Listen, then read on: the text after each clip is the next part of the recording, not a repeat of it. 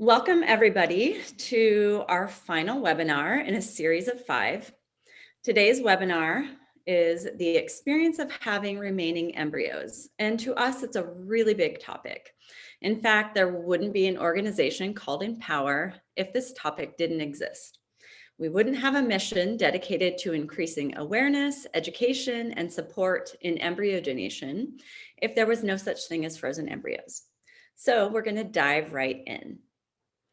I will start by telling a little bit about my story. I'm Jen. I'm a nationally certified counselor and an embryo donor. After being diagnosed with male factor infertility, my husband and I began a 5-year journey that we never could have imagined. Our first cycle of IVF ended in miscarriage and no remaining embryos. After picking ourselves up from that very devastating experience, we decided to give IVF another try. The second IVF cycle ended with the birth of our twins and 1 frozen embryo. For years, I agonized over what to do with that embryo.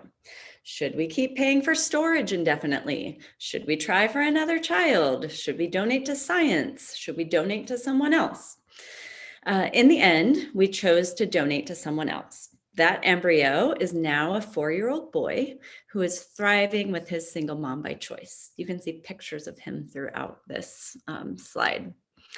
Along my journey, I started a website called Embryo Donation Support, which is a community for embryo donors and prospective donors.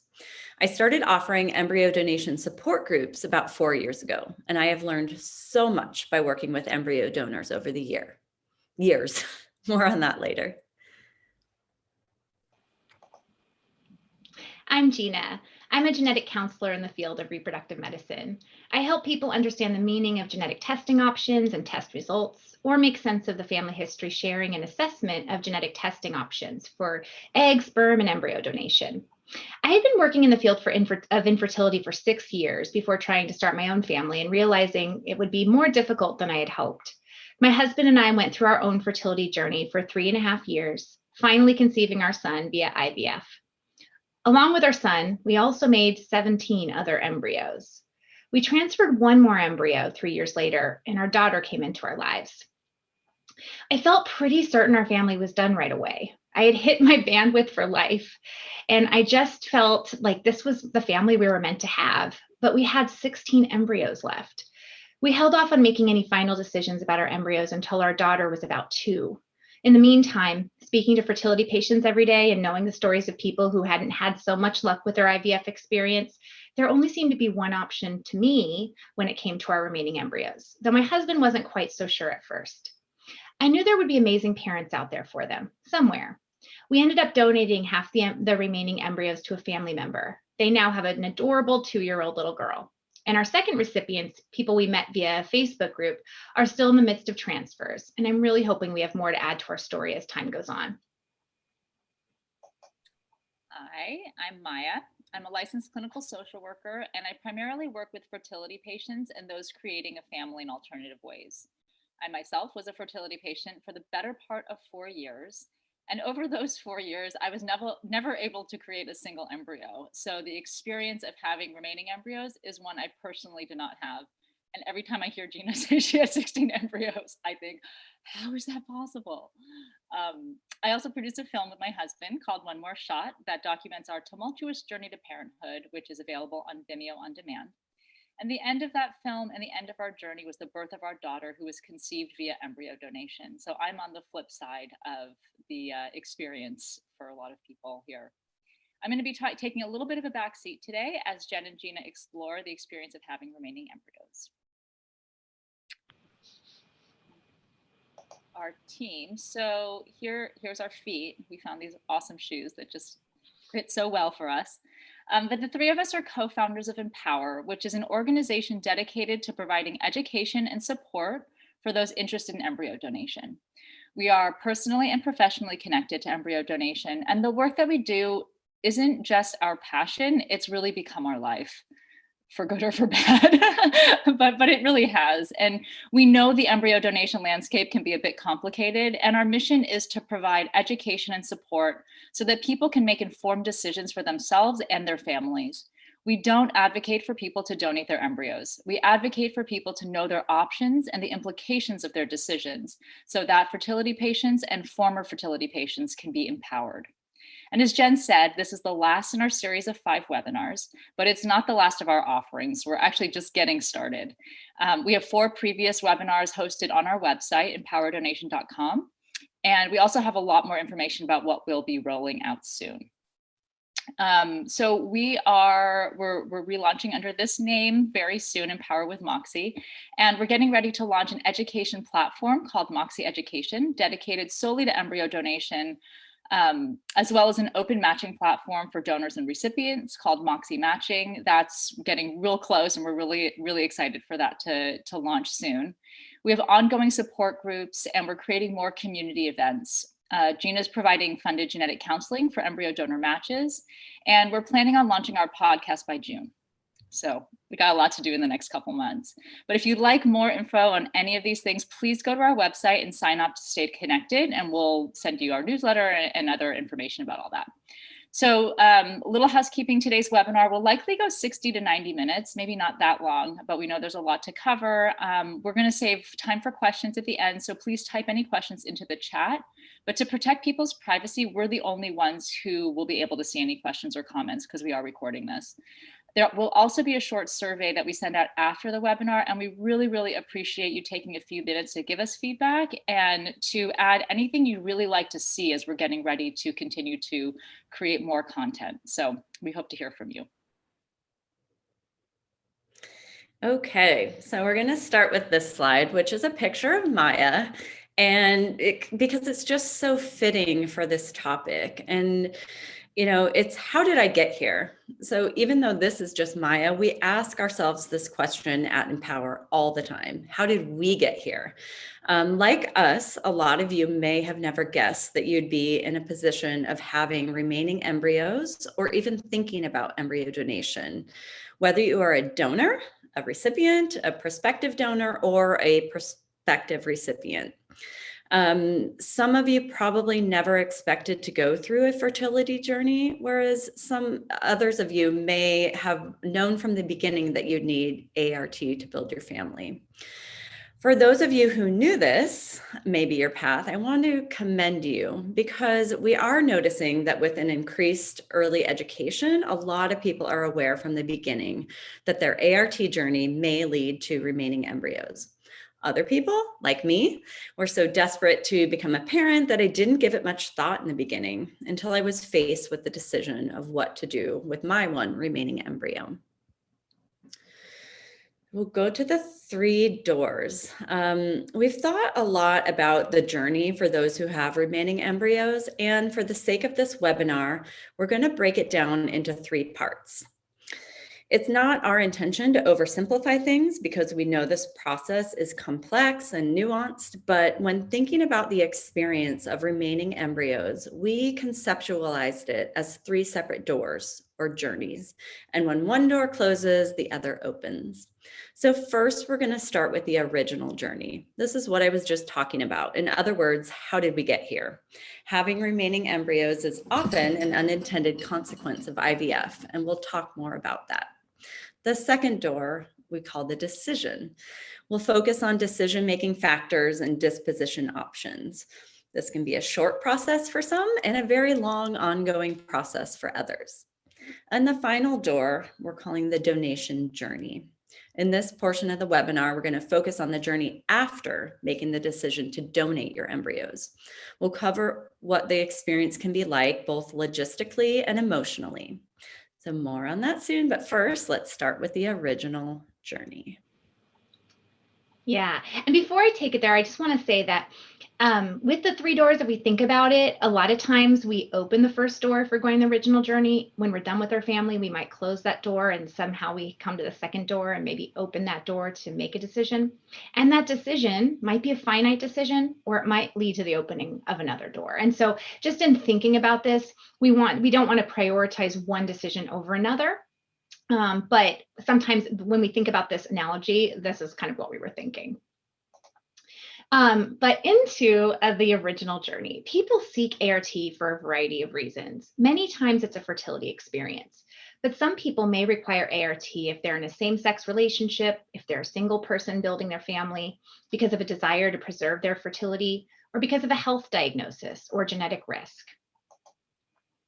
The original journey most often comes with its own bumps and bruises. I know that's putting it mildly for a lot of people. We spent a lot of time talking about the fertility journey in our last webinar, the recipient experience. And honestly, that's where it starts for the majority of patients who end up with remaining embryos.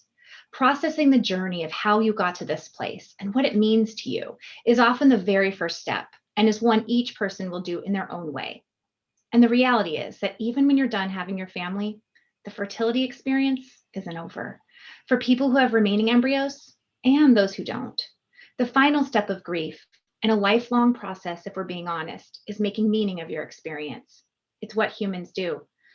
And when there are remaining embryos, it puts the making meaning task on a different level and one that requires some action on your part. For me, this was the step that really broke me. I think there was some part of me that saw the silver lining of fertility treatment even while I was going through it. I was like that happy person on the roller coaster. It was a learning experience. I could connect better to my patients if I understood the journey better.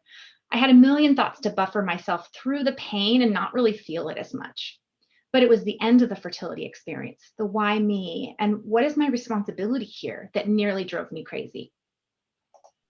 Gina, let me pause you for 1 sec. Somebody just shared that the audio sounds distorted. So maybe, I don't know if that's just a temporary thing.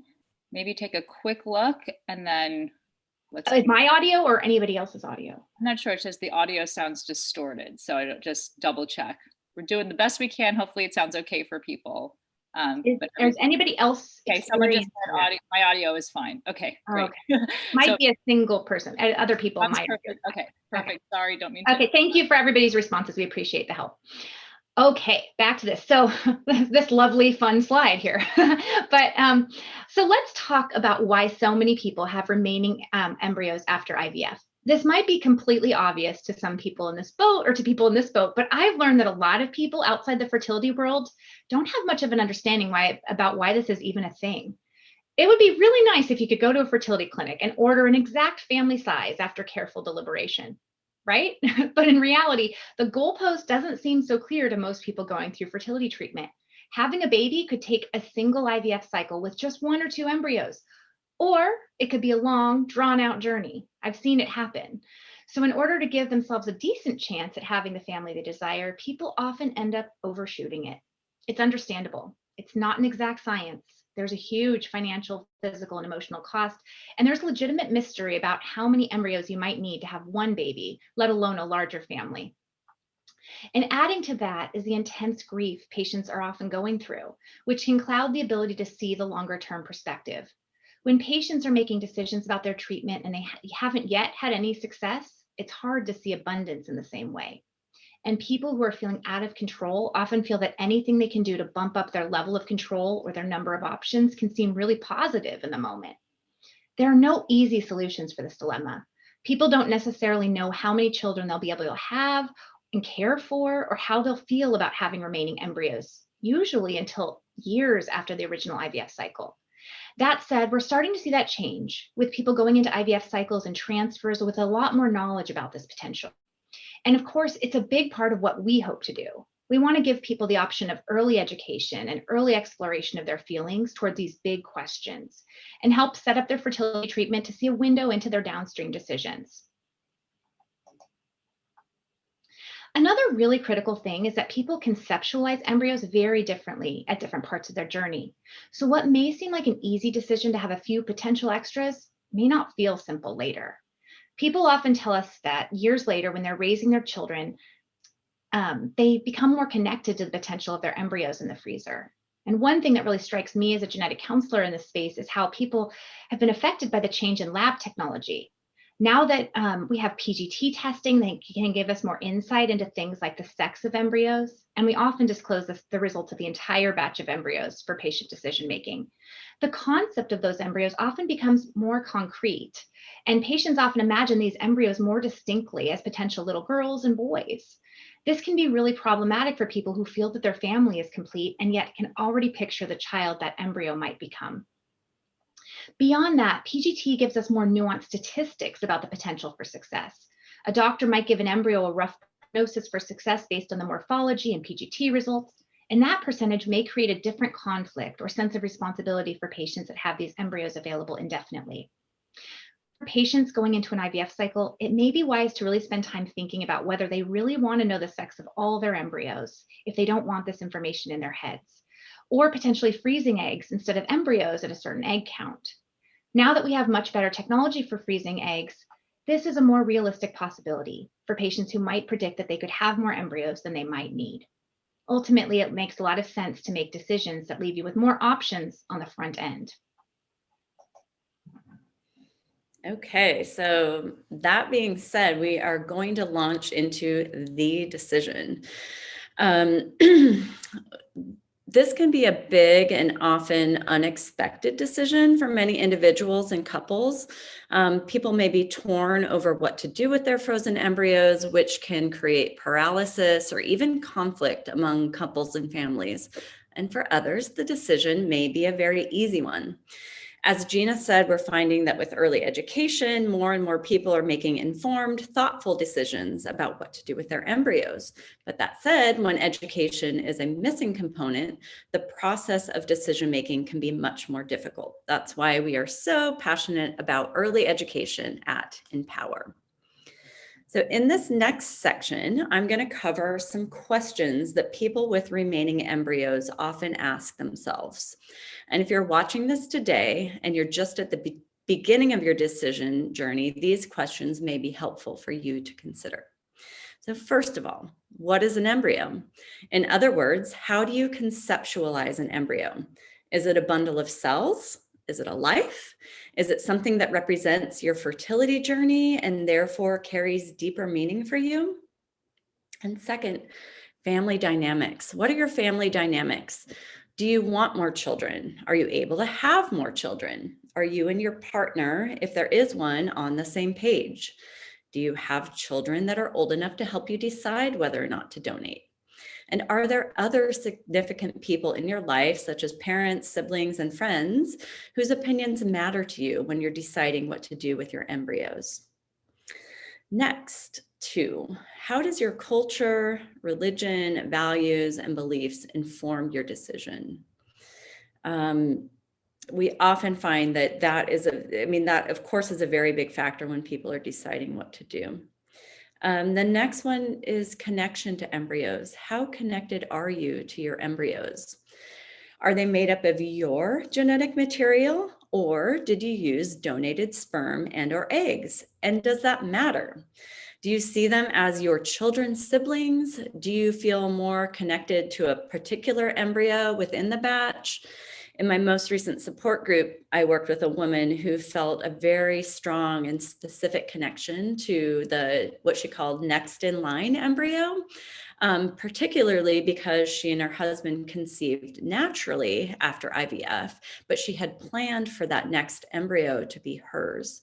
So this is just one example of many different factors people weigh when they're making a decision and thinking about how connected they are to their embryos. And finally, number of embryos. This can be a complicated one. Does the number of remaining embryos factor into your decision?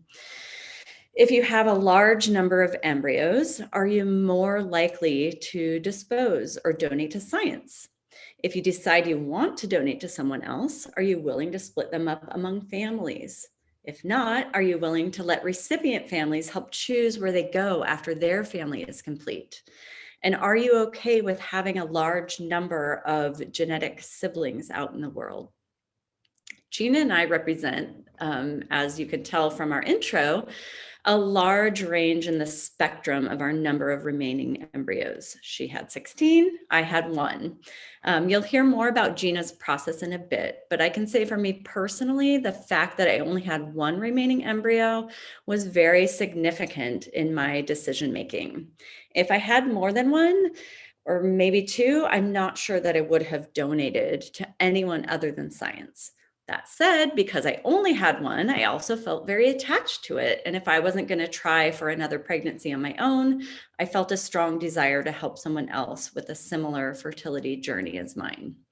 So This whole section is basically to let you know that the decision of what to do with your remaining embryos can be very complex and nuanced for some. But luckily, there are tools out there that can help you with decision making. So we're sharing this one tool from VARTA, which stands for Victorian Assisted Reproductive Treatment Authority. You can find it on their website, varta.org.au. And this is a tool that you can fill out on your own, fill out with a partner, or fill out separate from your partner and come back together to compare answers.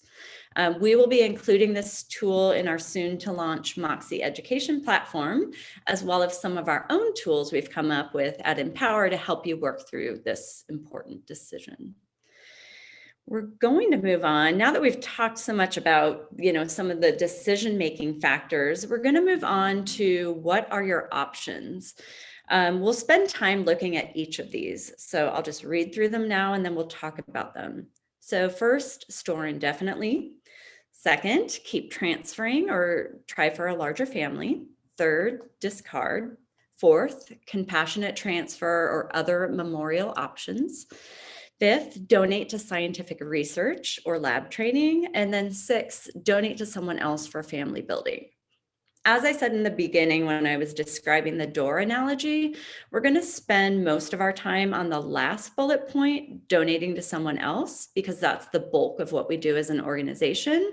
And that's often where additional education and support is needed. But that said, we are not advocating for one option over the others. We're all about empowering you to make educated decisions. So I'm going to turn it over to Gina. It's going to talk a little bit about storing indefinitely. Yes, storing indefinitely, a real option for a while.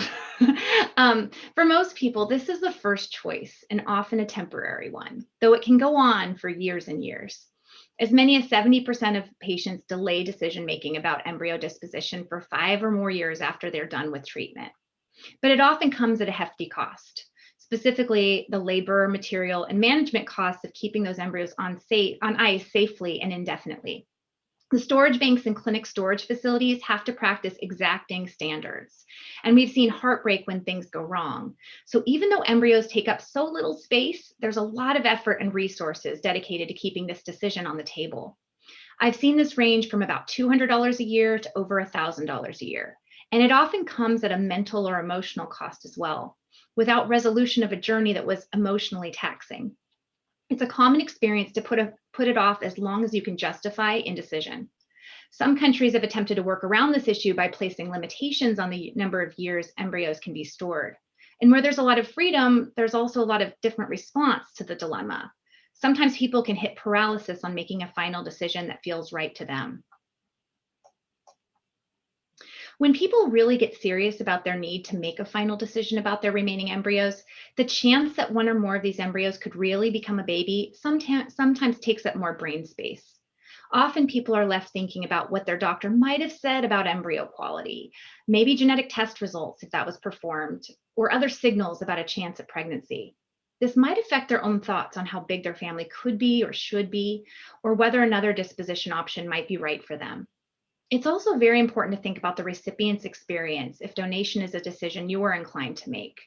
So often recipients have come through their own difficult journeys and may be looking for the best possible chance at having a baby. And investing themselves emotionally in a new relationship or a new option can be difficult if the odds of pregnancy are not great. So from multiple perspectives, a consideration of the odds of pregnancy with an embryo can be a helpful starting point as you consider all the options. Though not always, sometimes people don't want more information and thinking about this and taking up this brain space. So this is something you might consider if this would be helpful to you. Okay, so again, we're going to just give a little snapshot of each of these disposition options.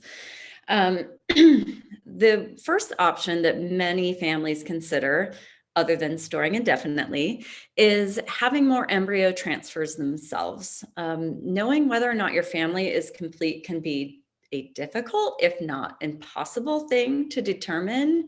There are many factors to consider, such as cost, resources, physical ability to carry another pregnancy, number of current children, and whether or not you and your partner, if there is one, agree. And of course, I always hear this fear that you may change your mind one day and want additional children if you can have them. And we'll go next to discard. For some, this is a decision that can offer a more peaceful, finite ending to the fertility journey. Some people conceptualize embryos as cells and see discarding embryos as a simple medical process and prefer to select to have the clinic discard the embryos. The next is compassionate transfer or memorial. We don't hear about compassionate transfers or memorial options that often, but we know that it may be of interest to some people. So we're going to briefly talk about it. So in a compassionate transfer is where the embryos are implanted back into the uterus at the time in the cycle when it's the least likely to create a pregnancy. Not all clinics offer this, so you'd have to look into that. We've also heard of other burial or memorial options where people obtain their embryos from the clinic and create a ceremony or a memorial, such as burying their embryos in the garden, etc. I actually recently met a woman that did that very thing. She has 11 of her embryos buried in her garden. But of course, like we said, you'll want to talk to your clinic about whether or not this is an option. Next, we're going to talk about donating to scientific research or lab training. Donating to science is another disposition option for embryos. However, again, you'll need to clarify with your specific clinic what donating to science means.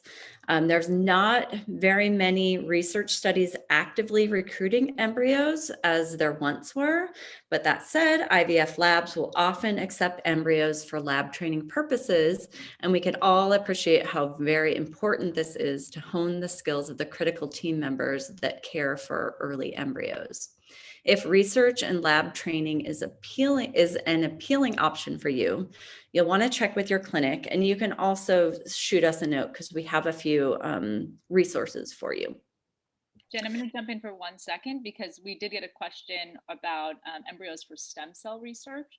Mm-hmm. And so hopefully this kind of clarifies or touches on that is a choice. It just sometimes with these with the idea of donating to science, you just really have to look into what you're hoping that what you're wanting for your embryos. And if it's specific for some stem cell research or something like that, it will likely be up to you and then contacting your clinic and just looking into what is available in terms of donating for that specific purpose. So like Jen said, we know of a couple current like studies going on right now. So if you want to learn a little bit more, email us and we can give that information. But donating to science means different things sometimes for different clinics. So just really important to check in with your clinic if that's the way you want to go. And I will jump in to say that we have to be realistic that there are just not as many studies out there that are recruiting, and it's becoming fewer and fewer for a lot of reasons. And it's mostly technology related, that they're able to figure out other ways to study early embryos. And so we have to be, and then from stem cell research perspective, there used to be studies that were recruiting for it. I don't know if the studies that I don't know of any offhand that are specifically for stem cell research. And I think that's something, if it's a really specific thing you want to, you probably will have to do some homework and figure that out and be motivated and then kind of help to make that happen. So I just want to be realistic about it. Yeah, thank you. Great points. So that said, we did reach out to someone that we know who donated to science. She's from the UK. Her name is Natalie Silverman. And she wrote an article for Fertility Help Hub titled "The Torturous Decision of What to Do with Remaining Embryos." Obviously, the title alone shares the sentiment of what the experience can be like for some people. So after years of contemplation, Natalie and her husband decided to donate their remaining embryos to science.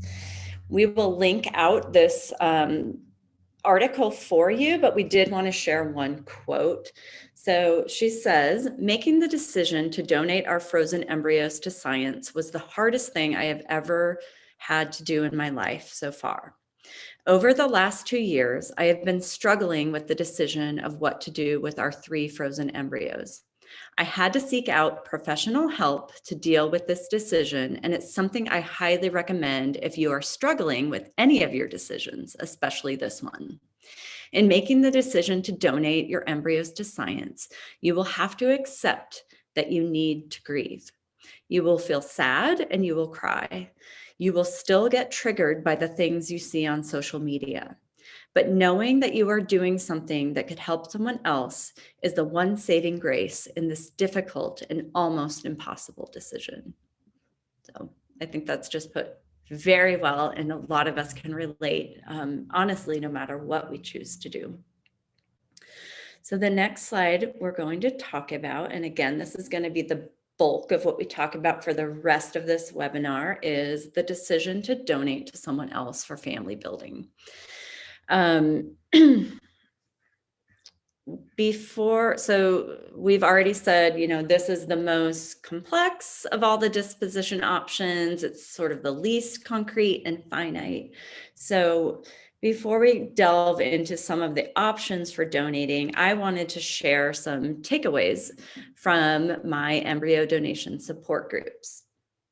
I could talk for hours about what I've learned by running these groups. Each group has been a combination of embryo donors and potential donors. And throughout running these, I've found that potential donors learn from current donors and vice versa.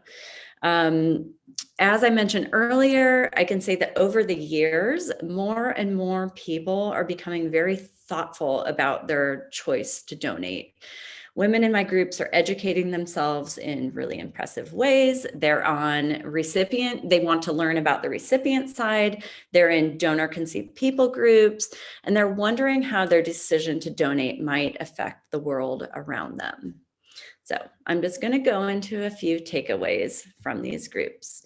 First, whether you are considering donation or have donated, you will experience a spectrum of emotions, and that's okay. You may feel only joy and happiness, or you may feel apprehensive, nervous, sad, jealous, anxious. The key is to let yourself feel these emotions, no matter what they are, and to not judge yourself when you feel them, to not think I should only be feeling X instead of X, Y, and Z. Second is you need to know your why. Why are you considering donation? I talked about this a bit in the decision-making portion of this webinar. Maybe your faith or religion tell you need to donate. Maybe you want to give back to someone who has experienced a similar fertility journey as yours. Maybe you want to give meaning to some of the pain you've been through. I know that really rang true for me. Or maybe you love the idea of an extended family and genetic siblings for your children. The third is to recognize your fears. Donors and potential donors have all sorts of fears, such as, will a recipient say what they want me to hear and then ghost me once I donate, or once a pregnancy occurs, or once a child is born? How will the child feel about my decision to donate? How will my children feel? Will I seem too overbearing to a recipient if I want to send them gifts along the way? I could go on and on about these fears, but the point here is to recognize them and recognize that you're not alone. And that brings me to the next bullet point, which is you have to relinquish control. After I chose to donate, I started meeting with a counselor regularly, and my sessions helped me navigate my complicated feelings. During one session, my counselor said something that has become my mantra over the years. She said, and it's very simple, you made the best decision at the time with the information you had. It's simple, but it's so incredibly true. And that's something that we talk a lot about in these groups, in people either deciding or having had made the decision to donate. And the last one is communication is key. Whether you're communicating with a counselor, your partner, your family, your friends, a support group, or even your recipient or potential recipients, it's important that you leave space to communicate your feelings and to also talk about boundaries around those feelings. So speaking of communication, I'm going to transition into the next slide, which we've heard a lot from you. You would like us to cover more in these webinars, which is the male perspective, or a couple male perspectives in this case. Another thing I've learned in my groups is that couples often have different feelings about donating embryos. So we grabbed a few men, including Gina's husband, to share their thoughts. So we're going to share those with you now before we move on to the next door.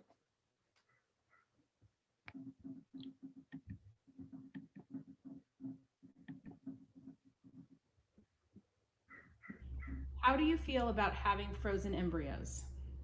I feel like it's something we didn't put a lot of thought into when we were trying to get pregnant. And so now we have them, and now we have to kind of make a decision of what to do with them or what not to do with them. And so it's just kind of a weird thing to have out there that now we have to deal with or not deal with. How have you explored this with your wife, and where are you in your decision making about what you will do with them? We had conversations about it, and you know, we kind of took some like a quiz kind of thing that had questions about our opinions about certain aspects of it, and we realized that we don't agree. You know, we kind of agreed to disagree, but that kind of puts us in a position of indecision, of not being able to come to agreement on what to do with the embryos.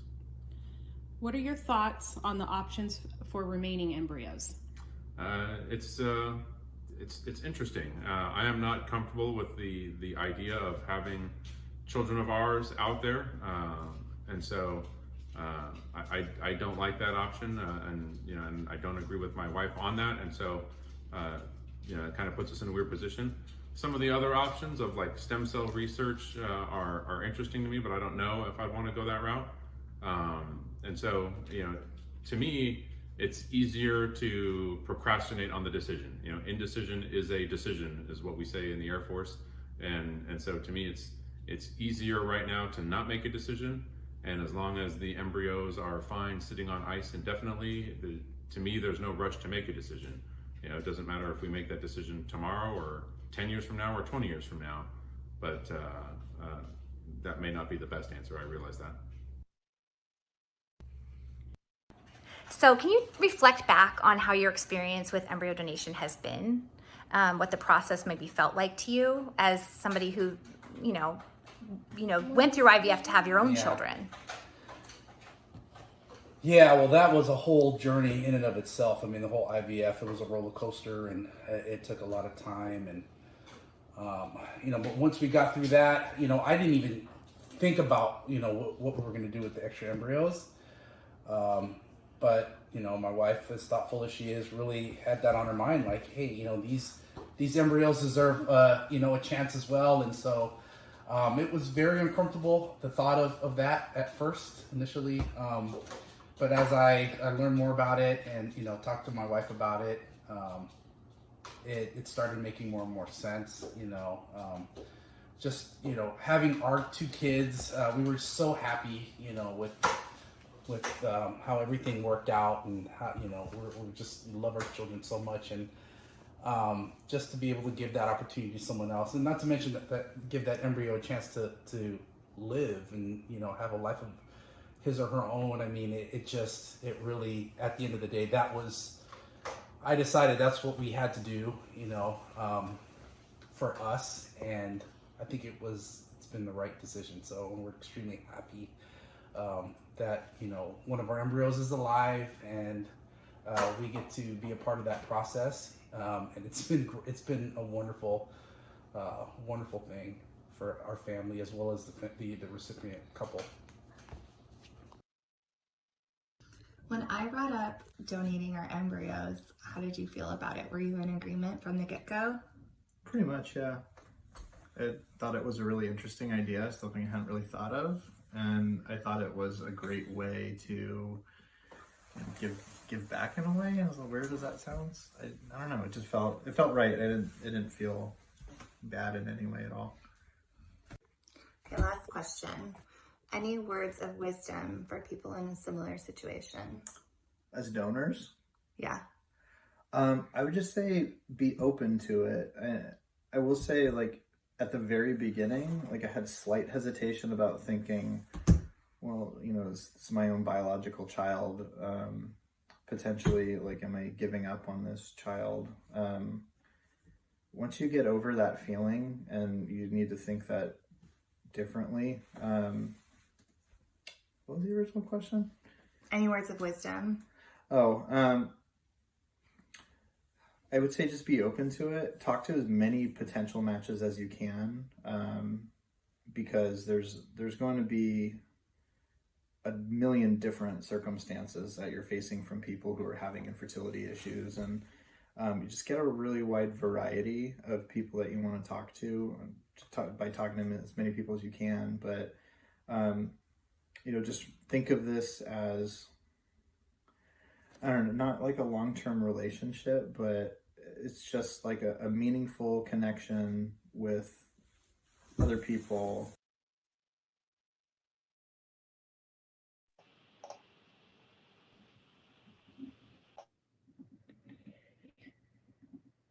There's something so refreshing about seeing those videos. I'm not sure what I don't know if Maya and Gina, you want to help reflect, but first of all, I'm just struck by how different the three men were in their opinions. But you know, we at Empower, we get so like we often get so into like the decision and doing things just right. And there's something very refreshing about sort of hearing these different male perspectives.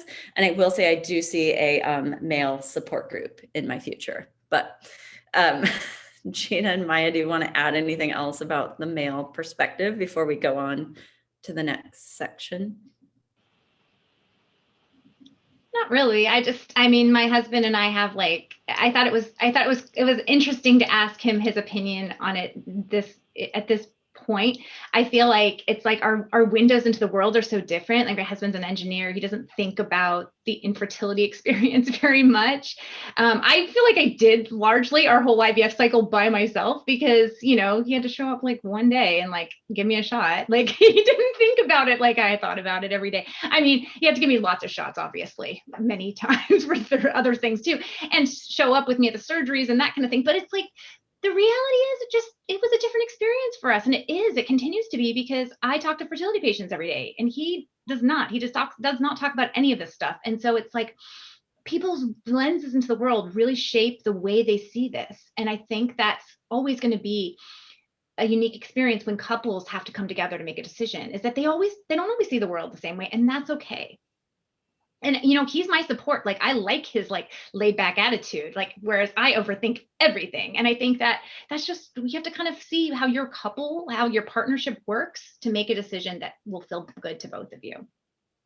Yeah. And I think it just kind of highlights the differences and the idea that, you know, it's a little bit of a process for a lot of people to really kind of figure it out. And I think that's where I'll do like a mental health plug, but, you know, finding a good therapist in your area who can help you work through some of these things as a couple, because this is so uncharted in so many ways. This is like navigating a whole new relationship. And we were actually just talking about, you know, additional, I don't know if there'll be webinars or groups or something where we're really talking about how do you navigate these new relationships? What does it look like? How do you make a decision when you don't know exactly what's going to be on the other side, right? So I think it's nice to hear male perspectives. And these are just three. I mean, there are thousands of other kinds of perspectives, you know? So I just think it's highlighting that, you know, there are differences in how people feel. It doesn't always have to be the male perspective that's feeling more hesitant or something like that, you know, but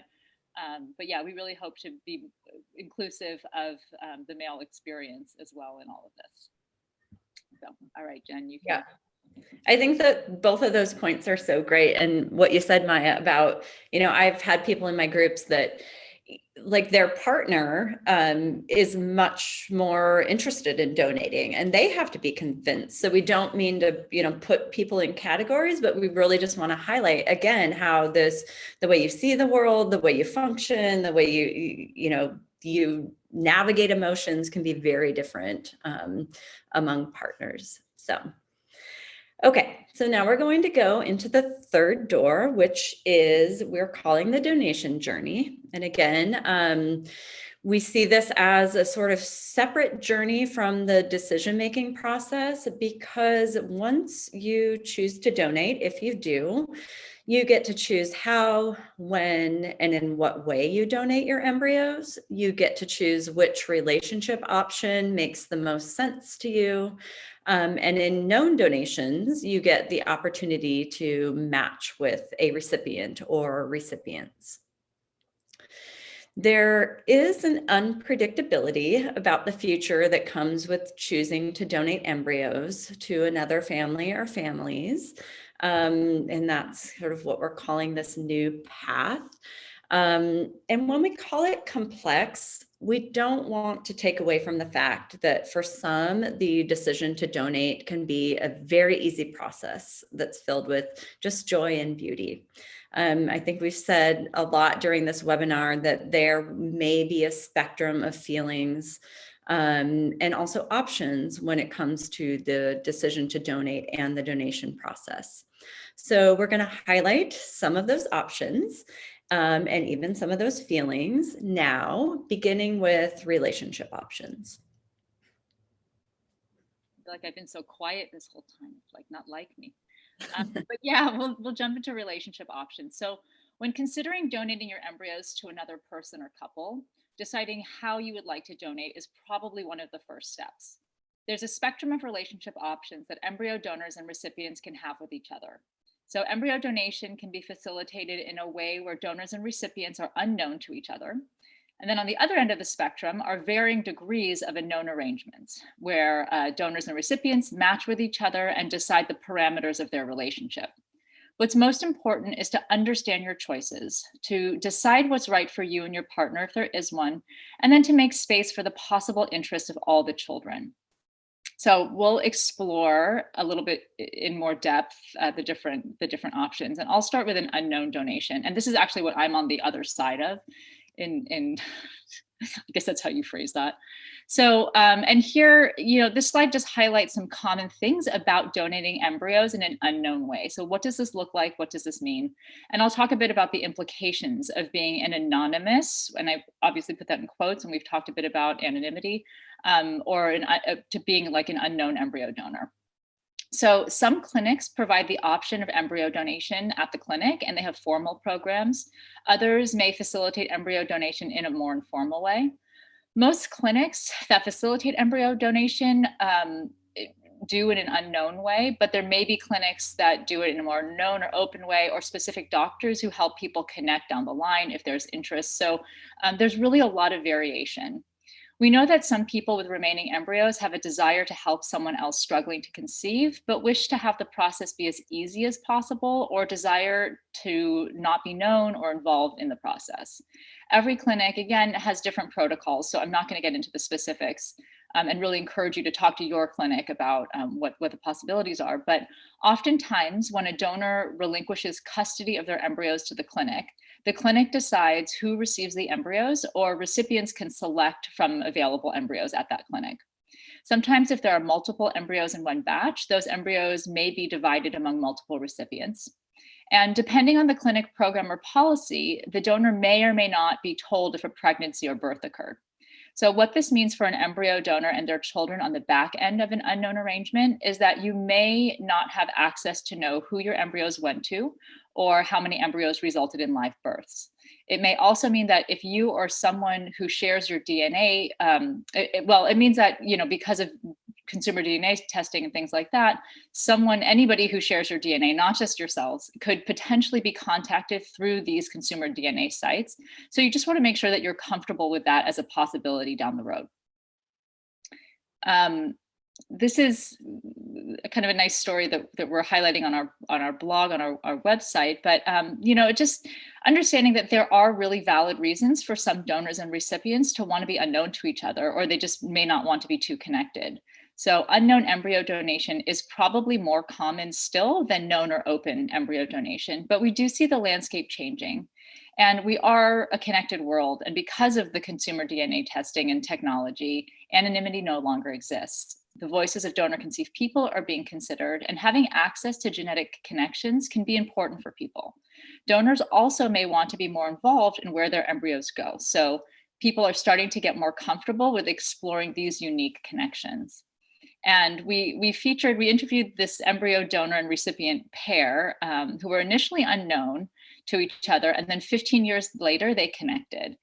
Anya and Paloma were essentially matched by their doctor at their clinic, but were unknown to each other until Paloma's daughter was 15, and she decided she was interested in contacting the embryo donor family.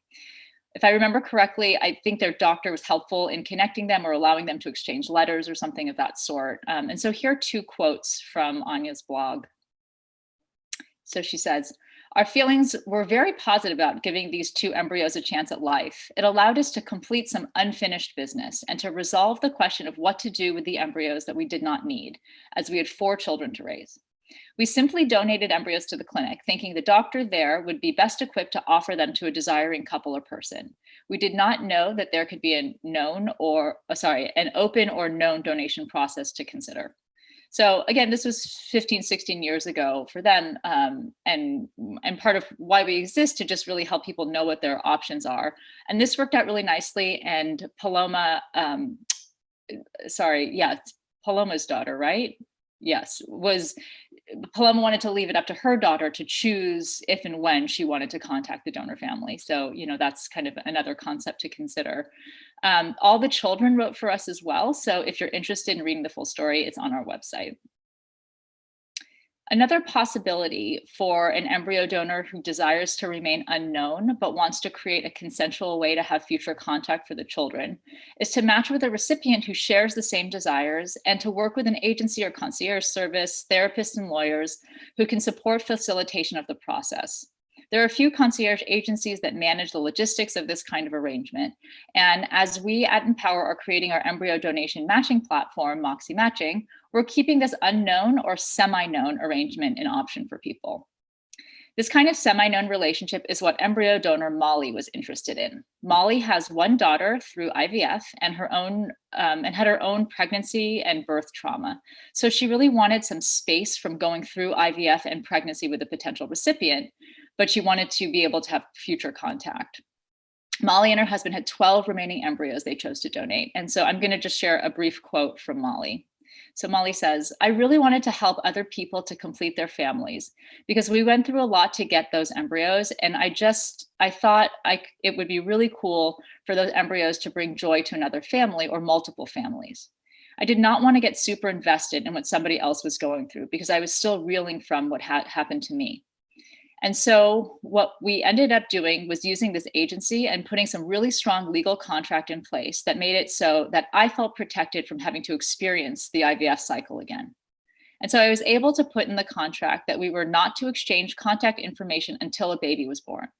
Now there are 2 genetic siblings out there for my daughter. We are in contact with the families. She is not in contact with them yet, but she will be soon. We're still working up to that. It was a really nice way for us to be able to donate our embryos, give back, help others, but also protect ourselves, which was really important." So again, I think it's just looking at the spectrum of options and trying to decide what feels right and how can it be facilitated in a way that you're comfortable with. So I'm going to take over again. Known donation has become a much more feasible option in the past few years. But the reality is that some people don't want all the involvement, and that can be for a variety of reasons. It's work to have a relationship, and relationships like this, where there are no established social norms or even much social awareness, can be intimidating.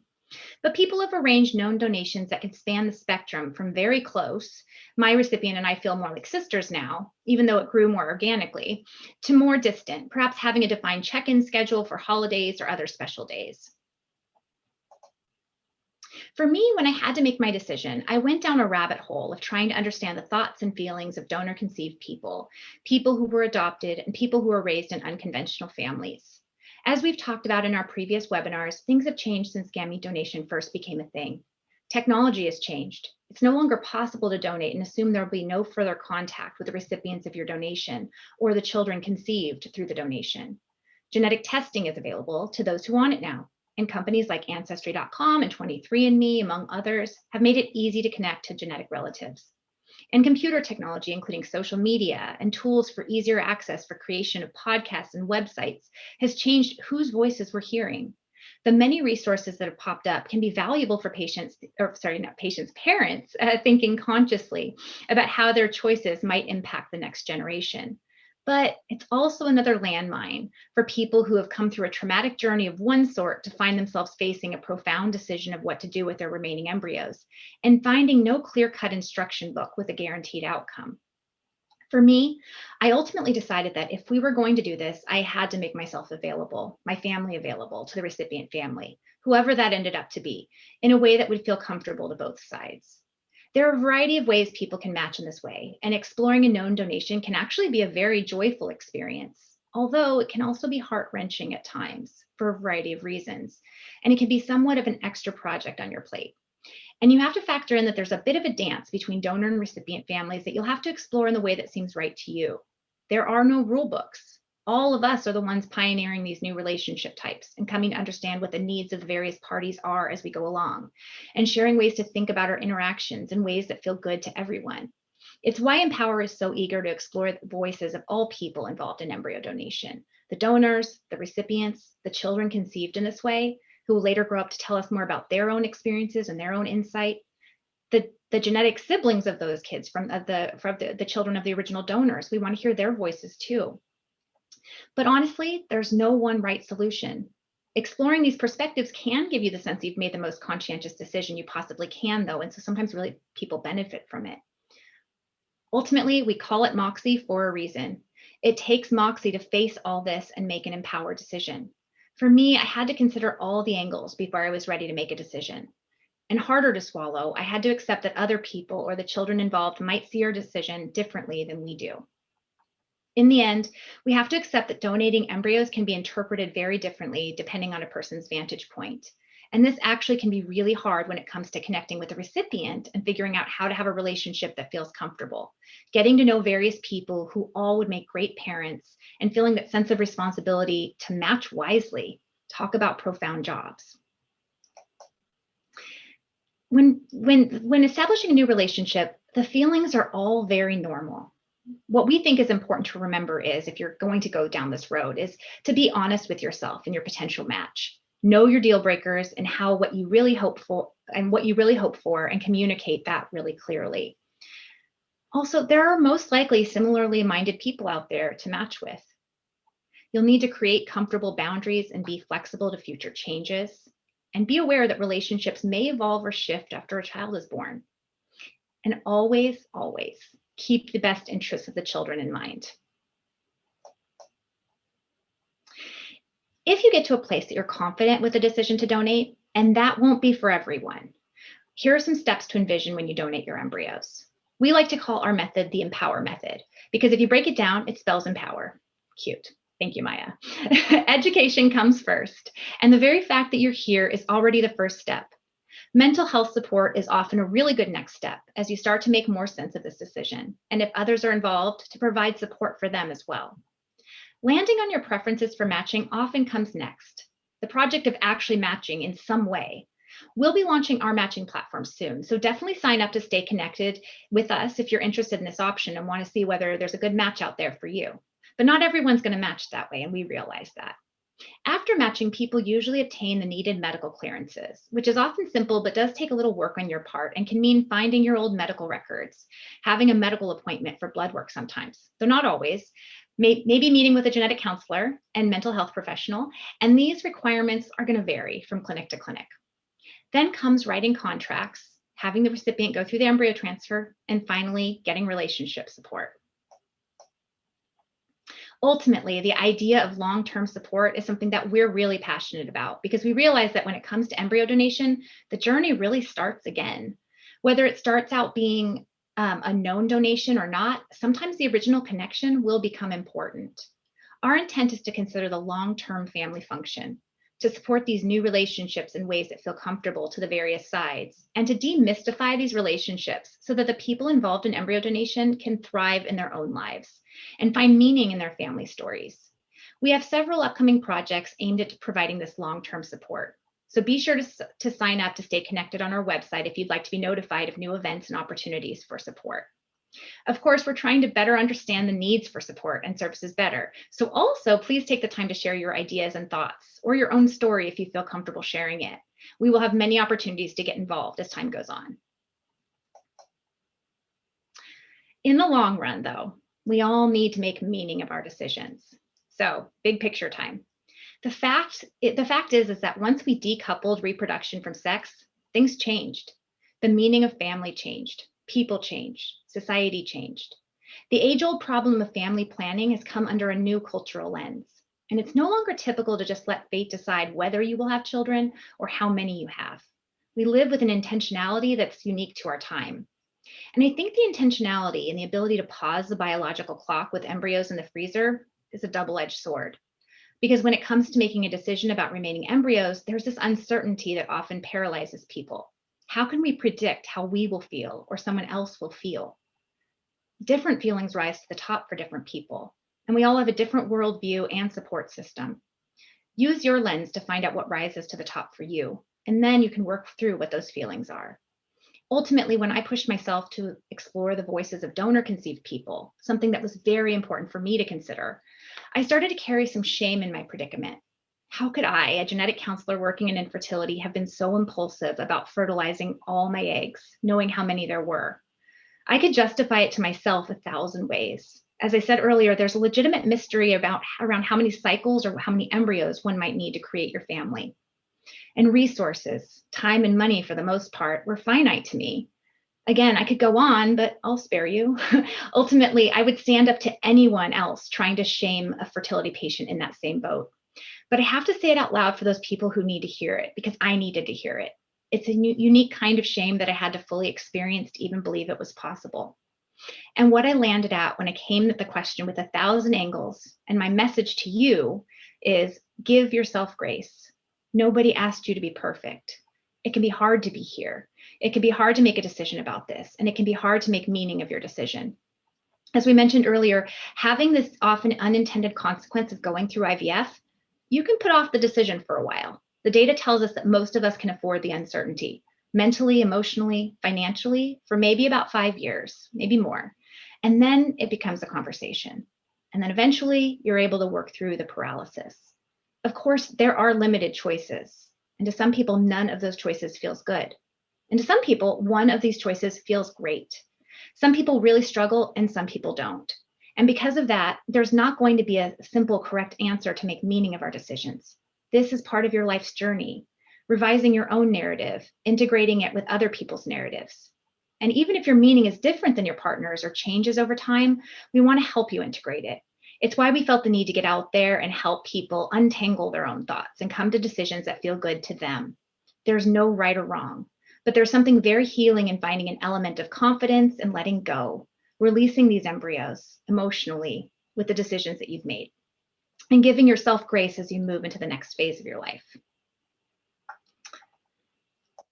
And I'm just going to end here and ask that if you have stuck around, we'd really love for you to fill out our survey. It'll be emailed to you afterward. And if you watch this recording later, it'll be under the YouTube comments and link to our website. So please tell us, fill out our survey and tell us how you feel about our materials, what would help you, what doesn't help you. We're really trying to gather as much information as possible to see what we can do better. So please follow us at Empower Donation on Facebook and Instagram. We're going to have Q&A next, so stick around if you have questions or would like to hear what other questions people have.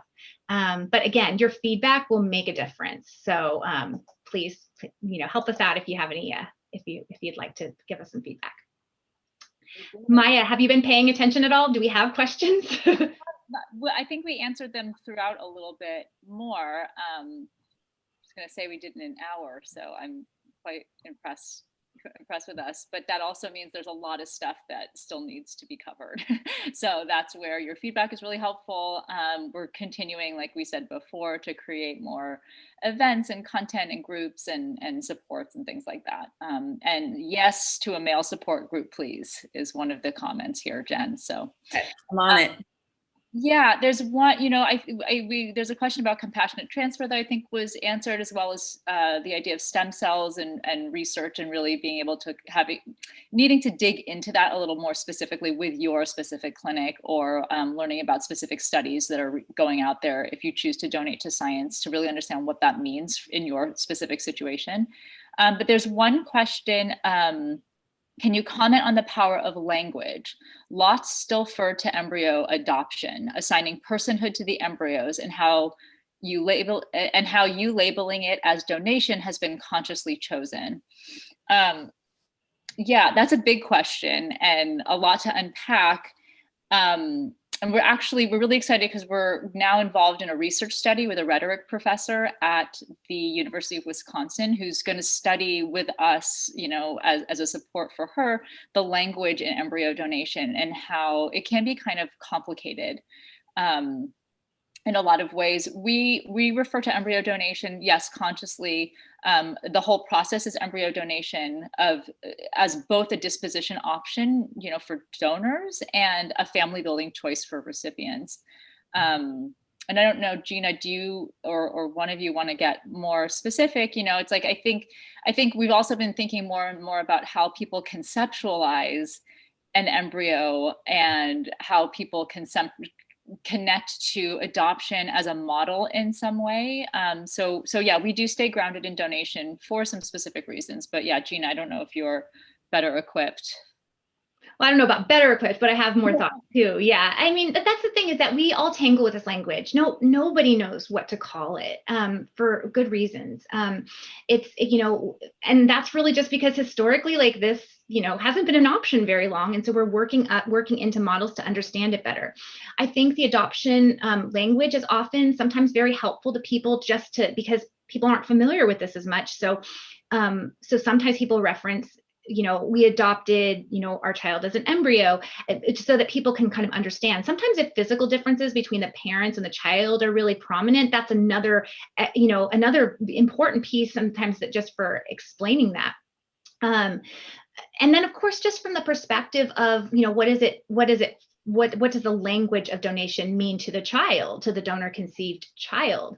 So we have to understand that there's no perfect terminology. We've chosen to ground ourselves in the term embryo donation for a very specific reason that has to do with, the legal landscape it makes it harder for recipient parents to become recipient parents if we conceptualize this as adoption. It puts a lot of barriers legally that may not need to be there.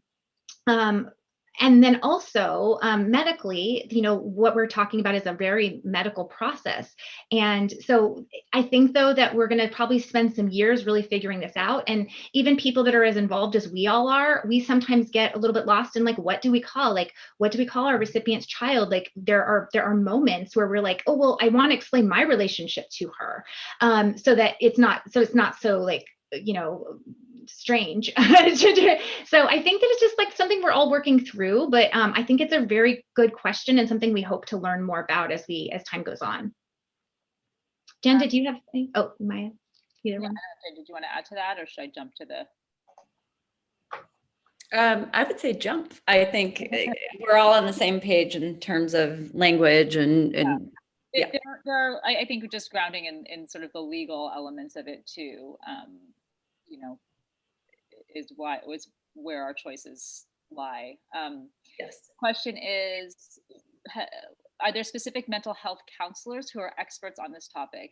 And the answer is yes. There are specific therapists who have specific training in third-party reproduction and assisted reproductive technologies. And it really is a whole other language that people learn. If you're looking for somebody specific, I would guide you to asrm.org. And that is the American Society for Reproductive Medicine, right? Yes. And so they should have a listserv or a place where you can look at somebody who's licensed in your state who might have this background. Resolve.org might also have a good list. And we're going to work on our own resources of networked therapists, genetic counselors, lawyers who all have this background specialty. So if you're looking for something specific and you can't find it, email us and we're going to do our best to help you connect to somebody. And yeah, hopefully over time, as we integrate into our new platforms, that's going to be part of our process, is that we're going to hook you up if you do decide to donate and you need a little help through the process. We're going to have those resources handy. And oftentimes there are requirements from clinics to have meetings with a mental health professional for both parties, and then as a joint session. And it is really helpful to have these consultations, so you really can be as close to on the same page as possible and explore all the feelings that are involved. So having somebody who can support you through that in your area is really important. Has anyone, I think this maybe goes to you, Gina, has anyone had experience donating to a family or friend, and what were the challenges? Yeah, I donated to my uncle and his wife, and I imagined there could be challenges on the front end. I really did. I prepared myself for there to be challenges, but there haven't been as many as I thought there would. I guess the one challenge that I've seen is that I think our family members they don't know how comfortable I am talking about it. I mean, how shocking. If you watch some of these videos, you know how comfortable I am talking about it. But a lot of, I think a lot of our family members are, our mutual family members aren't as, they don't know what to think, and they don't know what to say, and they don't know what's allowed to say. And so I think I think that's the piece, is that if more of them spent time talking to us and found out our feelings about it, they would be more comfortable. So that is something that, we're trying to think about how we can share our information in a way that's really useful to those, close relatives and family and friends that might be involved in, in just kind of integrating this decision into your overall lives. But outside of that, not much. It's been joyful. For me, I just got to be a lot closer to this side of my family, and to this family is just lovely. And for me, it's like I already knew that. My husband noted that in his video, that like, because we donated in our family, there was like this less of this unknown. And so we went in just like really just knowing these were good people, and like being excited about the next stage, knowing that our relationship might change somehow, but just there was like this level of trust. And I think that was, for us, a little bit easier. And it was for us, for our first donation, it was a lot easier. Now it's like, learning. I think that because that started out that way for us, and now we're donating to people we just met through this process, it's like, sometimes I wonder, how easy is it going to be to replicate something like this, or to make people feel as included? Because I think the other piece of it is, we have a large batch of embryos, and you donate to a family member first, then you have other people coming into this, extended unit, and do they feel as comfortable? And I want them to feel as comfortable however they want to, but of course I don't want to be intrusive. And so you've got this whole balance of like, how do you make people feel welcome, but not, overstep? And, it's just a little bit more complicated, but it's not anything I can't handle. So I wonder sometimes if you don't, oh, sorry, Jen. I just wanted to add to that answer, because I have had a woman in a past support group who donated to her, not family, but to her best friend. And it was actually quite the opposite experience as Gina's, because the pregnancy didn't take. And so it was sort of the opposite, where she donated to someone who was very, very close to her.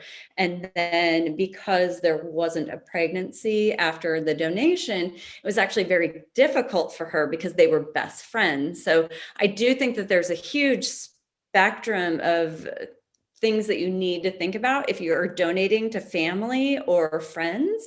I think it can be a beautiful thing, but the woman in my support group, it was just very difficult for her, because it's one thing if you're donating to, somebody you met through a Facebook group, or somebody you met through one of the matching sites, and you're kind of involved in this, re-experiencing the whole like IVF cycle. But if you're doing that and it's your best friend, and then the pregnancy didn't take, it's a whole other experience. So I do think it's kind of it can be a beautiful thing. It can also be a more difficult thing. So I do think that's something. Can I add to that? Because thank you. I thank you for providing that spectrum idea, because honestly, I've also heard of situations going differently. And I've also been thinking a lot about the fact that when people know that you have frozen embryos and you're not sure what you want to do with them, or you do know you want to donate, but you have somebody in your life that wants them and you're not certain you want that relationship, it can create this uncomfortable feeling for your relationship that like, why won't you give them to me? um, and that is a really important thing to think about and to have some ideas about what you're hoping to achieve. Sometimes you're protecting a relationship by not donating very closely. So there's also, and there are so many ways to consider it. I mean, my experience has been really wonderful and I don't have any issues, but yeah, like there's so many different ways that this could go about, and each relationship is going to be a bit different. And sometimes you're actually doing what you think is better for everyone if that's not the choice you make and you make it more extended. Yeah, and I would just really, again, plugging mental health here, to meet with a therapist or counselor who can really explore and forecast the potential, sort of like the future potentials. And, it's like we never know exactly how we're going to feel, but doing some of this work on the front end, I think, is an important piece of it. But just as you were talking, Gina, two things came to mind for me. Is this sort of, if you donate within a family, what you shared was kind of like how other people respond at a family function, right? Because your recipient's child looks more like your children and your family, maybe than the recipient parents. Do you ever feel like it's your job or responsibility in any way to have to help everybody feel comfortable, or something like that? Like that could be a different, I don't know if it's a challenge or something like, and again, one person's challenge is another person's, what they're really excited to do. And I know just in myself building a family in an alternative way, like sometimes you have to educate the people around you or just be very confident and comfortable. And I know you are, but could that be a potential challenge? Or can you talk a little bit about, do you feel like you have to make everybody feel comfortable or anything like that? Yeah, I mean, that's a really interesting question. And I think, yes, I think for a while that was something that I gave a lot of thought to, but it was more of an opportunity to me. It was because I work in this field and I feel so much for people that are creating their families in alternative ways. I really want to normalize it and help people to understand that it can be very comfortable. But at the same time, like I don't live my life as a PSA either. So yeah, I mean, I Yeah. could see that being a struggle for some people, but it's not for me because I just enjoy this. And honestly, I feel like there's so much like that is about respect for people's decision making that I'm such an advocate. Like, I mean, I chose this career for a reason. I'm a genetic counselor. I believe in helping people make decisions that feel good to them and to support people when they need the support. So to me, it wasn't a challenge, but I can imagine different personality styles really can not having that same experience and feeling like, oh my gosh, now I have to I'm a stranger in my own family. Like I have to feel like I have to process all this stuff for other people. And also just other people do have feelings. Like my sister even has shared with me, she's like, there's parts of her that, she's also my uncle's niece. She's also like, she's actually his goddaughter from when she was little. So she's always like, hey, you took my godfather and gave him an embryo. But anyway, but she has this feeling of like, she's so close to my kids and she feels like she automatically should be close to their daughter because she looks so much like them. And she knows kind of like there's personality things and quirks and stuff that she's like, oh, I could just squeeze you. But she doesn't know their family as well because she hasn't gotten as close in the last couple of years. And so it's like, there's this piece that, you have to understand there's also some grief for other people in your family and friend circle possibly that they are processing. And so there might just be some more complications with that. Yeah, and I think that's an important thing. And again, we've been talking more about this idea of other stakeholders that are genetic relatives or that are connected in some way, and how to help other people get support and make meaning. And I know genetic grandparents, that comes up often in some ways. So there's just a lot of different things to think about when donating within a family, and there might be challenges. I was wondering also about, and maybe this is too long on this topic, but I think it's important to think about feeling comfortable if you donate within a family, seeing that child frequently at family functions. And for Gina, I know that's like something you guys really look forward to and exciting, and it's great. But you just have to kind of think about, for you personally, how would it feel to see, to have that in your family? So again, personal choice. All of this stuff is just about knowing and just understanding your own desires and temperaments and possible feelings and all of that. And then, like Jen's I always say it's Jen's quote, but I guess it's Jen's former counselor's quote, but to just make the best decision you can in the moments that you have to make it with the information that you have. So that's why this early education is so important. So I think there's one more question, and it's how do we start the process of donation? We already know what we want to do, which is open donation. Who wants to take it? Well, I would say the first step is I'm glad that you're here, because I think that, again, when I went through the embryo donation process, I did not educate myself in the same way that, like, I wish I had an Empower, or I wish I had a support group, or I wish I had these things. I really went through it on my own. So I would say you're doing the first step, which is being here, hearing different perspectives and educating yourself. In terms of the logistics of donating, there are several ways to donate. We at Empower are working on our own matching platform that we're going to launch in June. But there are other ways to, seek recipient families, whether it's Facebook or there's some other platforms out there. So yeah, I think it's education. I think it's looking into, where you want and how you want to donate. It's also thinking about what relationship option you want, which we've talked a lot about here. And then it's also just seeking additional support along the way. So yeah, and maybe, starting with your clinic, to share with your doctor, your clinic, that donating to another is what you're interested in an open way, and just see if they direct you anywhere specific. But they can also tell you what the medical requirements might be. And then know that you'll want to find a good lawyer that has a background in family building, family formation lawyers. I think that is what often they're called. There's an association also of family formation and adoption lawyers. So you could check the website for that for somebody in your area who might be a good fit. So it's really our Empower method. So starting with education, so you're in the right place to start, and then check in with your clinic. And then reach out to us, and we can help as much as we can. I lost my train of thought for a second. So I was like, what was I thinking when Maya was talking? One thing to keep in mind is that your clinic may not be where the recipient has a transfer. And usually the clinic's requirements are going to be the transferring clinic's requirements, unless you are having the recipients come to your clinic. So one thing to keep in mind is that each clinic does have varying policies. And so it may be something, if your embryos are shipped out somewhere else, that there's going to be a different set of requirements. So it is kind of a game of figuring out which requirements you're trying to fulfill, and like where the transfer is happening and all of that stuff.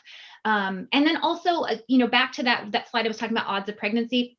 One thing to really think about is, what are the odds with these particular embryos if you're planning to donate? Because that itself, it's going to help dictate how you donate, who's going to be interested in your embryos, if you need to split your embryos among multiple families, and thinking about the timing. Sometimes people like to pick multiple families on the front end and have them go through transfers around the same time so that all the children are similar ages. Some people like to sequence it out and wait for a family to be complete before they move on to the next recipient. Sometimes they like to see how the dynamics go and see how they feel about all this experience. And then maybe over time, if they've become, they feel really happy with their decision, they might even be done with their embryo donation at some point. Because even if the other family is complete, there's all this dance that kind of goes into, how do you envision this for yourself if you're open to this new journey? And there's a lot of ways to do it. There's no one right answer. Yeah, and it just looks like a couple more comments about wanting to stay connected for support reasons, and what to do next regarding being matched to a perfect family for my perfect embryo. So yes, coming soon, Moxie Education. It's a really comprehensive education platform, and we're going to be consistently putting up new content. And yeah, Moxie matching, getting rolling on that. And so hopefully by summertime, all this stuff will be up and running, and we really invite you to stay connected with us. And we thank you for letting us be part of your journey in some small way. So. Yeah, and be sure, if just can do one last plug, if you happen to get our survey, or you want to go link to it on our website or through YouTube, please tell us how we're doing and what else we can help you with in the future. Thank you for your time. Yes. Happy Saturday. Thanks, everyone.